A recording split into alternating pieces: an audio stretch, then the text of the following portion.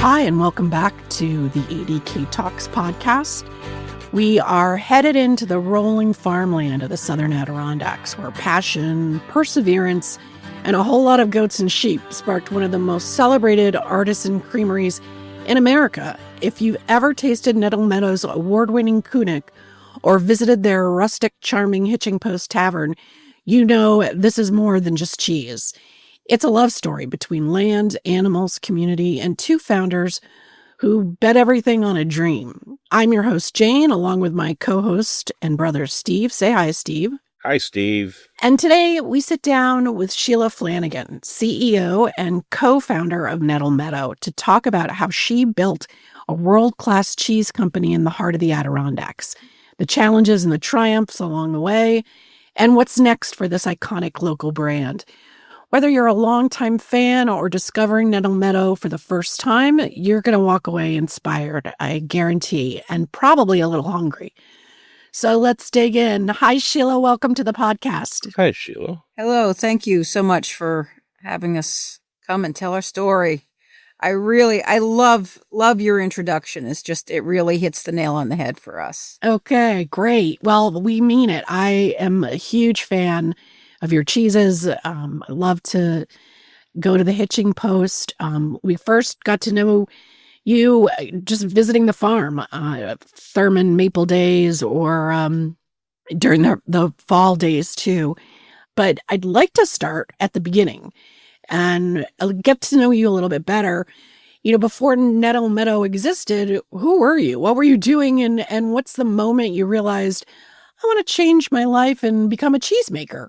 That is a great question and an embarrassing one. I was a toxic-tort lawyer before I did this. Wow. So I was, I wasn't just a lawyer, but I was a lawyer working, mostly on toxic torts and that sort of thing in Oakland, California. I spent pretty much every day, pretty much every phone deposition saying, I have got to find something that is not so soul-wrecking to do with my life. So it was very much an early midlife crisis because I was still relatively young. It was well over 20 years ago. And I will admit, especially during phone depositions, I often would scroll farm properties around America looking for something to save my soul. And I came across the Nettle Meadow property, which was just a really small kind of farmer's market geared location. There was something like 36 goats at the time. Some of the older buildings were still collapsing.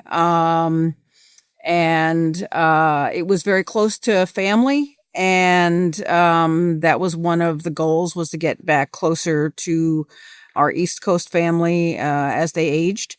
And I forwarded the site on to my co-founder, Lorraine, and said, hey, this is the place. This is how we get out of literally toxic tort hell.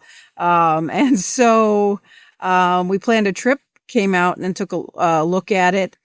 With incredibly rose-colored glasses, and decided this was, it was more than 3,000 miles away. And I don't know how we came upon this particular location, but we did. And that was the beginning. Were you already making cheese by then, or was that something that came as a byproduct of buying the farm?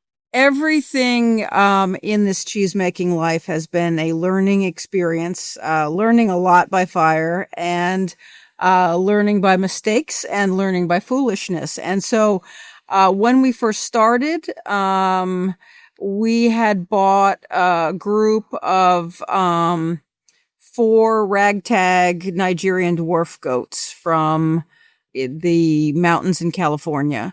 And we raised them, and we were milking them, and we were making cheese out of these from these Nigerian dwarf goats. And so no one told us that Nigerian dwarf goats have 10 times the butter fat of any other goat milk, and that of course, you're going to make the most fantastic cheese in the world as a hobbyist with 4 little Nigerian dwarf goats. But, like that first batch of cheese was so good that we just kept going. And I just thought that this was it. We were amazing cheesemakers, when in fact, we had 4 amazing Nigerian dwarf goats. How does one find Nigerian dwarf goats? I mean, I'm sure Amazon doesn't have those in stock regularly. No, I think it's a Google search. It's definitely a Google search. And it was probably a 6-hour drive to adopt these 4. They were wonderful creatures, who actually made the trip with us. It's one of the most, I think, heartwarming stories. They made the trip in the back of my Honda Element out from Oakland, California to the farm in Thurman. I can tell you that we were the most popular most popular vehicle at every rest stop across the way. And, I really think that the goats had a fantastic time too, traveling the country, meeting all these new people and starting this fun new life. Where did you stay? Where could you bring your goats? Did you camp? How did that work? Well, we found a couple of very pet-friendly hotels where our dogs stayed with us, and the goats stayed out in the car and hopefully didn't keep the other goats awake all night, the other guests awake all night. And then in the very middle of the country, my father and mother and brother all lived in like the Iowa City, Cedar Rapids area. So right in the middle of the trip, the goats got a 3-day like rest and relax in my poor mother's backyard in Cedar Rapids. And so it worked out perfectly for them because they got to stretch their legs for a couple days. They were always pampered. As soon as we got to Nettle Meadow, they got their own yard, their own barn, their own facility, and they were retired forevermore and had a wonderful time. And they were the first animals that people would meet. So they were the greeters of the farm, probably for the first 10 years that we were there. When you moved to the farm, were you just thinking of farming, or did you already have in mind that you were going to be a creamery? We did have in mind that we'd be making cheese. So I did want to put a shout out here, as I often do, to Lori Goodhart and Renaud Hebert. I always feel bad when people say that we're the founders of Nettle Meadow, because they actually started the farm in 1992 as a very small sort of setup where they would sell to local stores and maybe a couple farmers markets. They'd sell out of the back of their car. I think when we got to the farm, they had 36 goats. So, right now, I don't even want to guess at how large our goat community is. It's probably close to 700-800, maybe 1,000 goats, including babies and retired animals. There's still probably 35 retired girls at the farm, and there's still upwards of 20 some odd differently abled, probably closer to 30 differently abled and male goats in our bachelor pads that never found a home. So they, all living their best lives. So when I say, 1,000, 1,100, it includes, some of those well-pampered critters. But yeah, it's a pretty large group. So this starting with 36 is just a really small number. And then of course we have Jersey cows and we have sheep now. So when you put all of those animals together, it's just, I can't even imagine. We must be at least 500 times larger than we were when we first got there, right? So there's been a lot of growth. But I do want to give a shout out to Lori and Renaud, because they developed Crane Mountain. And although we've changed it a little, it's still their development. They had started the development of Kunik cheese.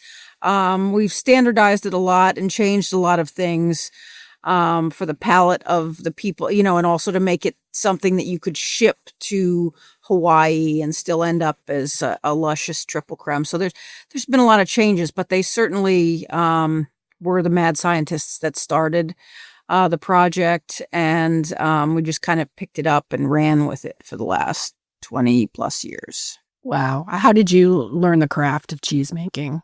I love to tell everyone, because I go to so many shows where people say, oh, I learned how to make my cheeses in Switzerland, or I learned in France, or, and I always tell people, oh, wow, yeah, no, our team, we're journeymen. I love that, because it makes me think of my ancestors, my family, who were dairy farmers in Ireland. I think of that as really, by history, that our family has always been kind of journeyman carpenters and journeyman train workers. And so I feel like that's the same with the cheese. And we've won an amazing number of awards, and people appreciate Kunik and Adirondack so much, and we love them for it. And we appreciate how much they appreciate us. But we did learn by fire, making some cheese with the Nigerian dwarf goats. I think I spent 2 days with Renaud Ibert, and he showed me how his equipment worked and the cheeses he was making. Then they moved to Canada, and we really just learned and kind of developed our craft as we worked. We became better farmers as we learned by our mistakes. We became better animal husbandry people as we learned by our mistakes. And we didn't want to make any mistakes, certainly when it came to the health and well-being of the animals, but it was the best way. Once you make a mistake, you never make that mistake again, if you're going to succeed. And so I think with cheese making, every improvement was through failure and mistake and making adjustments. And, everything was very, very self-taught. Was there a moment that you were like, we might have bitten off more than we could chew? Or, how did you overcome any doubts you had? I do remember that moment. I remember the moment where I thought about putting the farm back up for sale. In the first year, I think it was late September or early October. I don't remember the exact date, but there was an ice storm in Thurman. 2 girls from Northern California, where the temperatures were somewhere between 50 and 80 every day, 365 days a year. Massive ice storm, taking down lots of trees, all of the electricity, making it impossible to get to the animals, making it no water. I thought, no, I'm not made for this. I am not. I can do a lot. I can overcome a lot, but this is really dire and desperate. And, it took me a few days post that storm to say, no, this is great. We're learning so much. Look at how much goat manure we've pulled out of places where it shouldn't have been. And look at how wonderful those buildings look now. And, look at how fantastic the Kunik is these days, and how many animals have we retired since we got here? Literally, we'd only been there 3 months, but we had retired half of the herd, and they had nice, calm, and peaceful lives. So I do know, though, that was the moment. And learning how to use, I was so, in some ways, so sheltered. I'd never had to run a generator before, to get a generator working in an ice storm. I learned fast, but that was the moment. And I can say that a year later in February, we had this incredible snowstorm of something like 3 feet of snow. And if you've ever tried to walk through that kind of snow, you can't. You have to jump up on top of it and roll if you don't have a good, snowmobile or something. And we didn't. We weren't well prepared. And the barometric pressure, the way that it would drop in that kind of snow. And so all of the goats that were thinking about kidding would all kid during a snowstorm like that. And I remember that the biggest snowstorm we ever had, and you'd think in that moment, you'd say, why did I do this? But we had worked up such a tough skin at that point, and we were so used to, going with the elements and just overcoming whatever it was, that snowstorm that was so much worse than the ice storm a year earlier. It was just, we just found a way to figure out how everyone from the little kids to the moms to the humans would survive something like that. And, it worked out very well. So That's awesome. Yeah. Just Yes. for our listeners, I want to place in their minds two things. One is Thurman, New York is in the Southern Adirondacks. It's a little west and north of Lake George. Steve, would you say that's accurate? Yep. Thank you. Yep. But it is isolated. It is there's no Stewart's on the corner or Price Chopper. And I know where we are, which is a small town, but when the power goes out, it can be out for a week. So that is, I'm in awe of you surviving all of that. I don't know that I would have been able to stick with it, but obviously it's rewarding. And the other thing I wanted to also mention is, your website, which is nettlemeadow.com. Mm-hmm. And if you go on the website, you can read about their story and see pictures of the cute, happy critters on the farm. So, listener, I definitely encourage you to do that. Let's talk about the Kunik cheese. It is so delicious. I think I told you when we were talking last week, I had a friend over and she brought her boyfriend who I met for the first time, and we were having wine and cheese, and he ate the entire thing of Kunik. Just like in one sitting, and we were still going to have dinner. He just could not get enough of it. How do you describe the cheese? And so our listeners can get a sense of what we're talking about. I like to describe it to people as a buttery brie with a goat kick at the end. And it's a very approachable triple creme.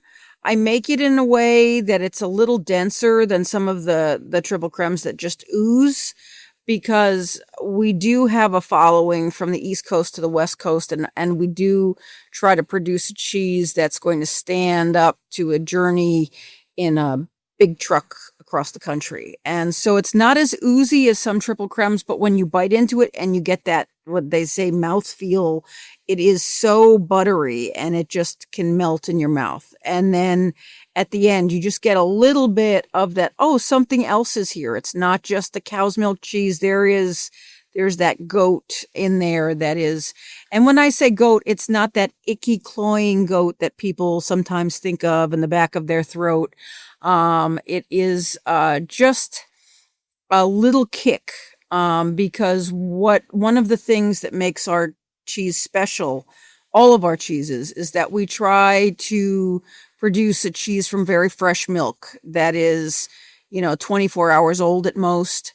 It doesn't have that cloying older goat's milk flavor that sometimes comes with aged goat cheeses. It's more of the really clean, bright goat's milk flavors, along with that Jersey cow cream. The Jersey cow cream. And is it still Nigerian dwarfs or? No, there was, I heard once there was a family that ran a goat farm in Oregon that was all Nigerian dwarf goats.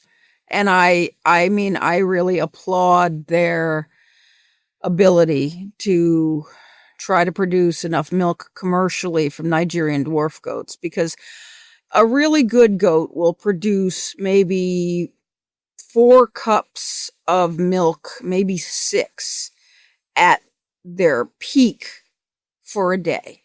And a Nigerian dwarf goat, if you're lucky, will produce a 1/4 cup of milk. So if you think about how many 1/4 cups of milk you need for a gallon and how many gallons of milk you need a day to run a commercial dairy, it's just not an option. And so people often ask me, what breed of goats did we try to develop? And I always say, it's just like puppy dogs. It's like the all-American goat. It's a mixture. I believe so strongly in hybrid vigor, and Alpines and Saanens have a lot of volume. Nubians, Nigerian dwarves, but we didn't use them. Nubians and La Manchas, Nubians have those long floppy ears and are so cute. And then the La Manchas look like they're from another planet because they have no ears and they all look like extraterrestrial creatures. So they both look funny, but they have amazing butterfat. And so we would do a combination of those high volume goats, and then we would cross them with the high butterfat goats. And then just to make sure that people would laugh at us, which they always did, we would also crossbreed them usually with bucks, with father goats that were boar goats. And the beauty of the boar, and people would laugh and laugh and laugh because a boar goat is a meat goat. But the thing about a boar goat is it is so, they're really big and hefty. And so they could handle the Adirondack winters better than a Nubian could or a French Alpine could. And they also had a tendency to be able to breed off season, which is very hard on goat producers because they only have goat's milk in the summertime. It allowed us to keep goat's milk around in the wintertime, to keep producing goat's milk in the wintertime. So it's kind of the crossbreeding of those three groups that gives them, still to this day, hybrid vigor. But it's definitely something. So we started with these purebred goats, and then we intermixed them to kind of give us the best of all worlds. Talking about the Adirondacks, is there something about the grasses that they're feeding on here, the terroir, if it will, the seasons, that shapes the flavor profiles of your cheeses? Well, I definitely think that terroir is huge. And there's a couple of things about that. One is that the goats at the farm were always munching on all different types of herbs and weeds. That's just what they like to do. They loved, it's not Nettle Meadow just because it's cute, because there's nettles out there and we made a cheese called Nettle Peaks, but because the goats love nettles. They're so smart and they know all of the autoimmune capacities of things like raspberry leaf and nettles, and they would chomp on them all day. And they would jump the fences all the time so that they could just go through all of the nettles and all of the raspberry leaf. They would, so certainly those things, the fact that it wasn't just hay adds to the flavor of the cheese. But there's also the fact that the type of stone that is used in the Adirondacks to build the basements of barns is a certain type of fieldstone that most barn builders from the 1800s and 1900s used. And so that mushroomy terroir that we get with our aged cheeses were definitely, in part, was a product of this fantastic aging cellar that we had at the farm that had started out as a butter cellar back in the 1800s when the farm was first built. And there are people that are passed away now, but used to live in Thurman when I first got there, that would tell me stories about when they worked at the creamery that was Meadowbrook Farm before it was Nettle Meadow, and how they used to work in the butter cellar there. So the butter cellar turned into an aging cellar, and that really was a big piece of the terroir, as well as the herbs that the goats got to eat. And that plays a role, and definitely is a piece of that Adirondack flavor. And I think also loamy soil. I mean, I just don't know that you could, it's so loamy and sandy here. It's these certain things grow, other things don't. That surrounds our aging caves. That's part of what is feeding the herbs and the grass that the goats and the sheep are eating. Sheep are more sensible. They don't eat nettles. They don't eat raspberry leaf, and they certainly don't try to break out of their fences. They're very sensible, smart creatures. Goats are wild and crazy and like to party all night long. So it's different. But I do think that the background of the farm plays a huge role in the flavors of the cheese, the freshness and, everything about it. That's so cool. It's interesting that rarely do we talk to someone involved in agriculture who talks glowingly of their soil in the Adirondacks.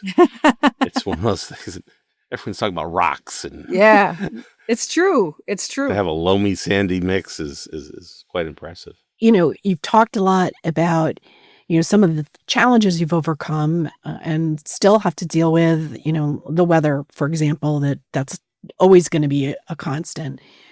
What do you love the most about farming here? I actually enjoy the remoteness. I am an introvert through and through, 100%. And so I love the remoteness. I love the sense of history in the Adirondacks, from the Native Americans to the people that farmed before us. There was a cheesemaking cooperative right in the area of the farm, and there was a cheesemaking cooperative right in the area of the Hitching Post, where our cheese plant is now.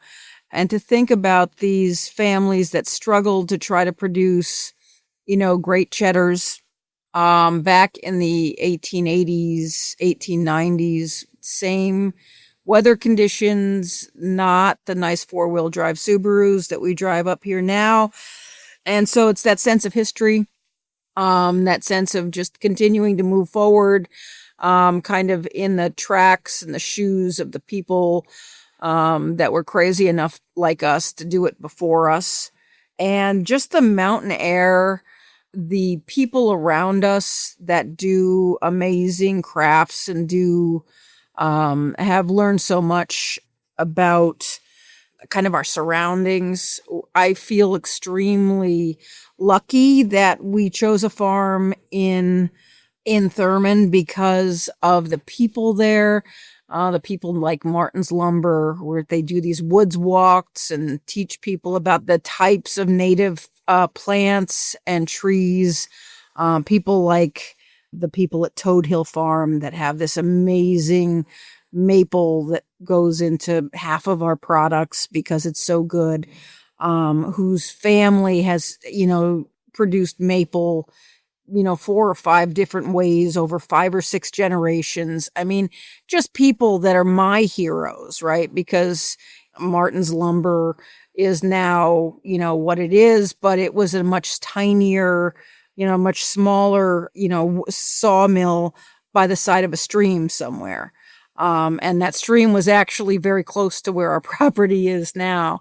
And, Toad Hill was just, a tiny little production, when Randy's grandfather did it 100 years ago. And so it's these types of history and the people that are still working in agriculture in a way that Americans, I don't think, really think about agriculture. When we think about agriculture, we think about Iowa and corn and pigs and giant, dairies. And I mean, these people are doing really hard, really creative agriculture in ways that we don't always think about. And I was so lucky to be part of, and still am lucky, but in those early days, they kind of took me, under their wing and said, little girl, you can do this. It's been done for 100, 200 years now. And I was very lucky to have that, because that community and that knowledge and that history, and then just the wildlife, I think the wildlife, to wake up and have 6 deer in your yard, every morning is just a gift. That's such an amazing story. We have a lot of listeners who are from the New York City area or in people outside of the Adirondacks. And I lived in the Midwest for a while, and I don't think people understand the rich farming heritage in New York State. And there are certainly, I think, easier places to farm in New York State. But to farm in the Southern Adirondacks and the Adirondacks in general is, you have to be hardy. You have to really love it here. And I do think that the way that neighbors help neighbors in this region is really wonderful. And we hear it when we talk to, Custard's Last Stand ice cream stand. We hear it when we talk to the Seagull Festival, which operates the opera program every summer. I mean, it doesn't matter. It's not just farming. It's not just one typical thing. We had a horrible tragedy up here, Sticks and Stones. Yes. A great pizza place. Just had a terrible, devastating fire. Yep. And all I've seen is just everybody in the community coming together to support them. Yes. And helping to get through that. So that's a really common thread that we hear a lot when we talk to our guests. Okay, so I want to fast forward a little bit. Okay. You made it. You're winning awards. And really, you are one of the most decorated cheesemakers in the U.S. in terms of awards. So well done. Thank you. You decided to buy the Hitching Post Tavern, which is in Lake Luzerne. It's also has a long story. It's kind of, I think, what people might have called a roadhouse. Is that the right phrase for it back in the day? It's like a roadhouse. Yeah, it was just a giant dance hall, food hall for all of the cowboy, people that wanted the cowboy experience coming up to try the various the dude ranches and that dude kind of ranches. lifestyle. Thank you so much. Yes. So this is where everybody that came to hang out at a dude ranch and ride horses, this is where they came to have dinner and drink a lot of beer. So that was the Hitching Post, and built in the late 30s. It's a beautiful building, 18,000 square feet. We were growing. We had way outgrown the farm. Because of the loamy soil, it was difficult to expand the septic, which is necessary for a cheese company. And, even if we'd taken over the entire barn for production, we would be struggling with that sort of infrastructure issues. And so we started to look for somewhere similar. And my terror, of course, was the terroir, because I was terrified of leaving that beautiful aging room and then having the flavor change. And so because we'd be milking the same goats, same cows, same sheep, same, landscape for them. So things wouldn't change for them so much, but it was the cheese and how the cheese aged that I was the most concerned about with the new building. And so we tried to find field stones that were essentially the same, maybe put together at a little bit, 30 or 40 years later, but essentially the same type of field stone, put together the same way, at the same depth, when we tried to find another facility that might, fit our size. And also, my thought, I'd hoped, was that, this was a little closer to Lake George and the Lake Luzerne area. And so the remoteness of Thurman is very difficult to survive financially. We do depend on people coming and buying cheese at retail from us. And it's hard for people to do that in December through February in Thurman. And so that makes it every year, it's a nail biter. Will we make it to March or April? Every year for 22 years. Yeah. And so the thought was being closer to Lake George, being closer to, ice fishing and, winter festivals and that sort of thing would help us. And then also we wanted a way to feature our cheese so that people that were afraid of goat cheese, maybe they would try some things in our restaurant and be like, wow, you can do this with goat cheese. And then they would feel like goat cheese was more approachable, or they would realize that we also make cow cheeses and they'd be like, oh, Nettle Meadow's more than goat cheese because they make mixed milk and cow cheeses too. And again, because I am a history freak, and it has such a wonderful history, the Hitching Post seemed perfect for that, and gave us a lovely shop, lovely restaurant, and lots of room to produce lots and lots of cheese. For people who haven't visited yet, what kind of experience were you trying to create there? Beyond just the great cheeses, what do you want people to feel like when they walk through the doors? I want them to feel the Adirondacks. I mean, this log cabin, right, it has the longest structural beam of any log cabin in America. That seems fitting for the Adirondacks. It's one of the largest fireplaces in the Adirondacks. I mean, there's a lot of Adirondack beauty and craftsmanship, that goes along with the craftsmanship of making wonderful cheese, because the craftsmanship of making this amazingly huge log structure. We have pictures all over the walls, again, with the history showing just men, no machines, just men putting logs on top of other logs. And we want people to feel that history, and we want them to understand all of the amazing types of craftsmanship that comes out of this area. And so it's a true Adirondack experience. It's a true historical experience. It's a very pretty location. I mean, people come and they say sometimes that it reminds them of a Hallmark movie, and I'm not promoting that necessarily, but it is a very homey, the people that work here, a lot of them are, multi-generation Lake Luzerneites or Thurmanites or Chestertownites. We want it to be very local and very authentic in its taste of place and feel of place. I think you nailed it. I mean, and listener, don't just take my word for it. I highly recommend, if you're going to visit, make a reservation. Because I know that I've gone there on a Saturday afternoon thinking I'm going to have a late lunch, and so did hundreds of other people. So definitely you can do it through the website. And it's right off of exit 21 of the Northway. It's about 5 minutes, maybe 10 minutes off the road. Really easy to get to. Look for across the road. You'll see the building because it is remarkable. It stands out. But there's also that giant lumberjack statue across the street from you. Yes. Which actually has a really neat history, but I'm not going to get us down a tangent on that. In addition to the great cheeses and the restaurant and your amazing mac and cheese and sliders and all the great food there, I love going into your shop. In addition to your cheeses, you have imported olive oil. You have lots of great stuff. It's a good retail therapy too. How do you approach pairing food with your cheeses in the tavern? What would you recommend somebody try, when they come, if it's their first visit?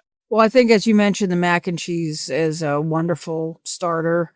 Also, I love the sandwiches are, financially approachable. The gunslinger, which is like Kunik, and then it is a jam from one of our local jam producers, Betty's Funny Farm, which is right in the Chestertown area, and then bacon on a great, and it's just such a basic sandwich, but it's so delicious. And so I think that's a lot of fun. Or a grilled cheese sandwich, it's just, it's so much fun. We also do things like steaks or salmon, but then we serve that with mashed potatoes, which are full of our oil and garlic chev. So, it's hard to get out of our restaurant without having some experience of our cheese. If you are watching your carbs, the Calamity Jane, because we do a lot of takeoff on like the Dude Ranch era and the cowboy thing. So the Calamity Jane uses our Calamity crumbles, which a lot of our cheeses have, some reference like Crane Mountain or Briar Summit or Three Sisters, Two Mountains, or something of the Adirondack area. Everything is, a taste of place. So the Calamity Jane is a lovely mixed green salad with Toad Hill maple nuts, dried cranberries, and then the Calamity crumbles on top. And that's a wonderful opportunity to try our cheese. Or the Kunik and beet salad is another opportunity to try our cheese. So there's just so many opportunities. And then we have lots of fun with specials, all year long, 12 months of the year. We have 12 opportunities. Right now we're doing a really fun flatbread that's very holiday-esque, but it's also got, Sugarloaf cheese on it, which is our cow's milk Triple Crown, which is also a wonderful cheese. So we make sure that whatever your dietary needs are, or whatever your interests are, we can find a way that we can sneak some cheese in there in our restaurant. When I lived in New York, I used to be able to get your cheese at Murray's Cheese Shop. Oh, sure. I often see your products around the Adirondacks. where else can people find your cheeses? There are so many great supporters of our cheese, from, Oscar's Meats in Warrensburg, right, which is very, very local. Hannaford is a wonderful supporter. They do fresh cups all the time. Murray's, which you mentioned, was one of our first really large scale supporter, and they've been wonderful. They've sold Kunik now for probably 20 years, but they've branched out now into things that I've been wishing that they would do, like Adirondack, which is that true taste of place, triple creme cow's milk, apple brandy, New York State apple brandy, all kind of with that Jersey cow milk and cream. That's a great cheese, and Murray's has picked that up, as well as some of the cups. You can go to most of the regions of Whole Foods. Like if you're hearing this in Colorado or Texas and you're like, where can I go? Whole Foods is usually a really good bet. Similarly, there's so many marketplaces around the country that are regional but have picked up our cheese, or will do something seasonally. So like, Central Market in Texas has been a huge supporter of us over the in years. Austin, yeah. Yep. And, there's a lot of folks like Sprouts that'll do a November, December in and out. Big Y in the Massachusetts area has been a big supporter of us over the years. There's lots of mom and dad's corner store places. Saxelby has been one of our biggest supporters in New York City from the very beginning. And I always promote them because they're still very, very small, very focused, and maybe gone, but the intention of fantastic American cheeses and what they do to promote the amazing cheesemakers that we have in America is still there. So, these are just a few. Yeah. Do you have a store locator on your website? We do. Is it updated? I'm not sure, but we do. You're busy making cheese. Yes. So this, Sheila, has been so amazing. I could probably talk cheese all day long. What's the future like for Nettle Meadow? What are you guys thinking about next? We are growing. We've thought about, do we just focus down on 2 or 3 cheeses? And we're just too quirky for that. We love adding teas and doing things. And so we'll always be a little bit quirky, a little bit homespun, but we are looking right now, as we do grow.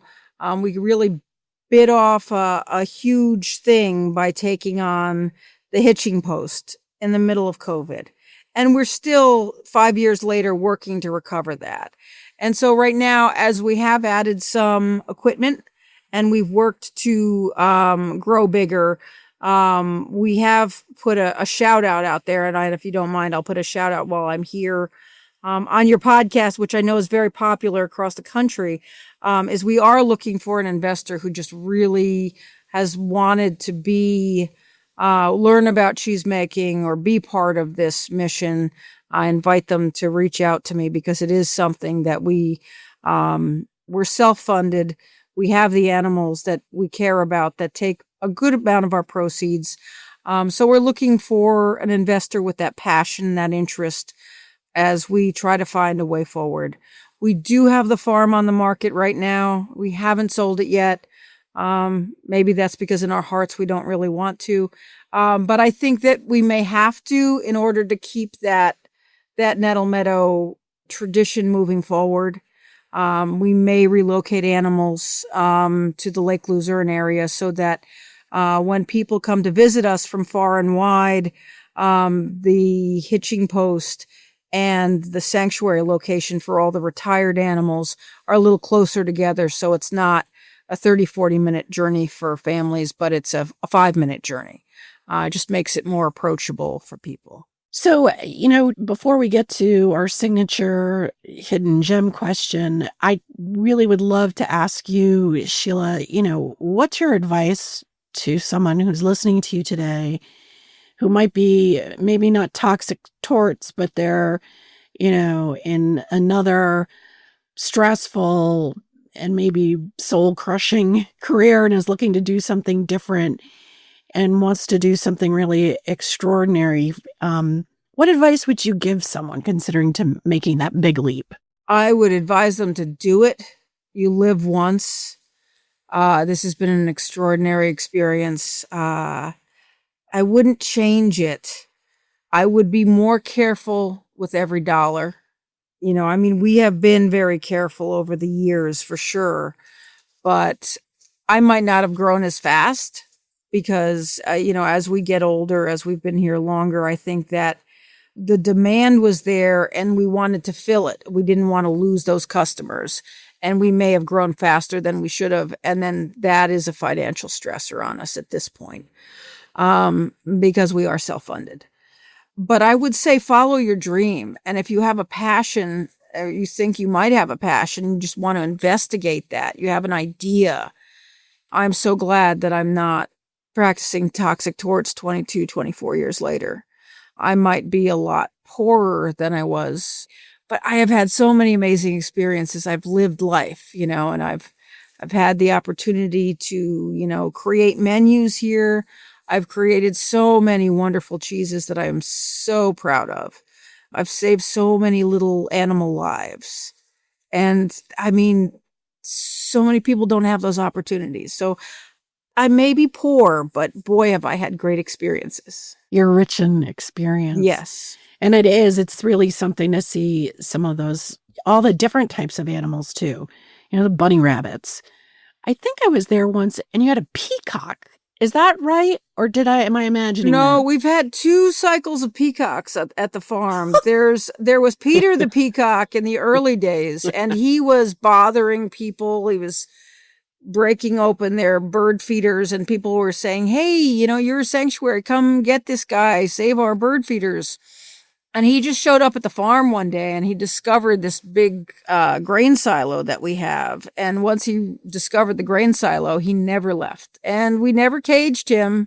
He just had this wonderful life. And he lived there for a long time. And so we did have Peter the peacock. And then later on, we had 4 lovely peacocks that this family got older, and then the wife had some health issues and they loved their peacocks. And we actually built this big enclosure for them, but they were very healthy, and we were not peacock people. That was not our focus. And one of the things that we have done this year, is that we have started adopting out animals that we have rehabilitated, that are 100%, that have nothing wrong with them, that are wonderful animals, great family pets, great family backyard animals.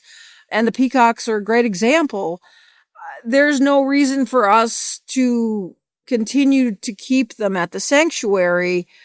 There's more reason to open up that area for, let's say, all the people that have adopted roosters when they were tiny, cute 3 or 4 week old babies, and then they get big and then they get horrible and then they don't know what to do with them. So there's a lot of roosters right now staying at Nettle Meadow where there were peacocks. And so, yeah, we still have a little bit of everything there for sure. That's amazing. Again, Sheila, this has been a fascinating conversation, a hunger-inducing conversation, but really thank you so much for spending time and sharing your story. And I think it's going to mean a lot to many of our listeners. Before we set you loose into the wild again, we end every ADK Talks episode with this question. What is your favorite hidden gem in the Adirondacks? And it can be anything. We talked about ice cream places, trails, museums, waterfalls, a quiet place that makes you happy. Where would you send, a friend who is visiting for the first time? That is a very difficult question. And there are so many amazing places in the Adirondacks. I said to a couple of the people I work with here, I said, would it be really terrible for me to say my favorite place is the farm because it's just magical, because these animals seem to know that they're in this like wonderful, happy place that a lot of other farm animals that are retired or not non-productive don't get. And I think you get a sense of that there. And so, I do encourage people to check out the farm in case before it's gone, because it is up for sale right now. But I also would say, because of my lifestyle, which is work, work, work, and then work, and then work, I don't get very far from Thurman. And so I'm going to, give you hidden gems that are all Thurman. When it's nice, when you want to get away, two of the wonderful things are there's amazing Crane Mountain trailheads that are open to the public. And that is just so much peace and quiet and so much wildlife. And you can go at whatever pace you want. And you can go a tenth of the way up the mountain or the whole way up. That is amazing. And then if you continue on, I think my favorite thing is Garnet Lake, which is a beautiful lake. And you can look to one side and you see Crane Mountain. You can look to another side and you can see Blue Mountain. And it's full of so many beautiful water birds. And you feel like you're on top of a mountain and yet you've got this gorgeous lake. And so I love just sitting by Garnet Lake. I think that is one of my favorite things.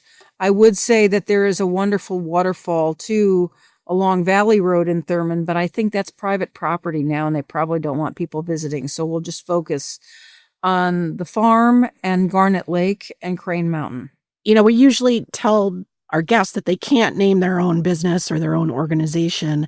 And I neglected to do that this time, but I think you're kind of the exception to the rule because, as you said, it's truly a magical place. And if you love animals, and if you have little kids or big kids, seeing the kids' joy on their faces when they have a chance to, see animals up close, it's really something special. So I'm really glad you mentioned that. Well, thanks. And again, there's just so many things in that area, though.